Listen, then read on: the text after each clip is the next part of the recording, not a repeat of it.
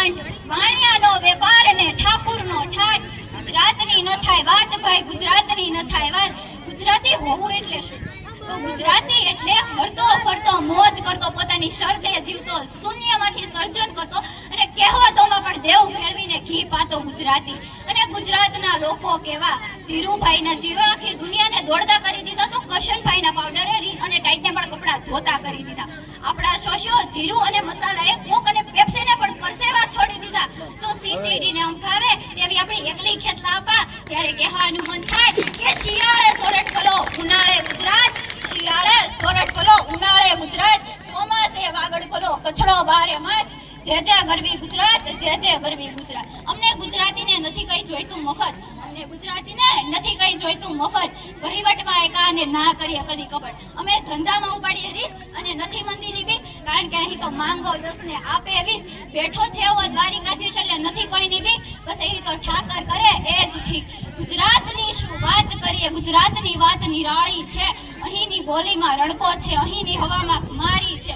અમે ગર્વથી ગુજરાતી, અમે હરખથી ગુજરાતી, અમે ટણીથી નહીં, અમે ઠસોથી ગુજરાતી. આંબુ પર અંબાજી તો પાવાગઢ પર મહાકાળીના સ્થાનક છે, તો ગિરનારના શૃંગને ગુરુદત્ત જલંધર જોગી દીપાવે છે. ત્યારે કહેવાનું મન થાય કે શ્રી કૃષ્ણની વાસળીના કટકા જો હોઠે માંડો તો સુરની સરિતા નીકળે. શ્રી કૃષ્ણની વાસળીના કટકા જો હોઠે માંડો તો સુરની સરિતા નીકળે. અને દત્ત જેવા જલંધર જોગી ફૂંક મારે તો ધુવા આજે તપતા નીકળે. સાહેબ, ધુવા આજે તપતા નીકળે. જો ધપકે છે ક્યાંક લક્ષ્મણ રેખા અને રાવણ જેવા ત્યાંથી બીતા બીતા નીકળે. હા મિત્રો, આવું છે મારું ગરવી ગુજરાત. ગુજરાત એટલે વીર નર્મદ અને મેઘાણીની ભૂમિ, મહાદેવ અને મોહનની ભૂમિ. અહીંયાના લોકોની તિથઈ ભાવના બેર મૂન છે. અહીંયાના મહેમાનોને દેવ માનવામાં આવે છે. ત્યારે કહેવાનું મન થાય કે કાઠિયાવાડમાં તે કોક દી ભૂલો પડ ભગવાન, કાઠિયાવાડમાં તે કોક દી ભૂલો પડ ભગવાન. તારા એવા કરું સન્માન કે તને સ્વર્ગે ભૂલાવું સાંભળે. હા મિત્રો, અહીં તો માથા પડે અને ધડ લડે એવી પાળીએ પડેલ કહાણી છે. અહીં તો માથા પડે અને ધડ લડે એવી પાળીએ પડેલ કહાણી છે. તો વીર કેસરી સિંહની ત્રાળ અને નરભંગાની દહાડ અને બાણે બાણે શુરવીરની તાર, તો મેઘાણીની ચારણ કન્યાની સુરતાલ અને ગાંધીજીની હડતાલ.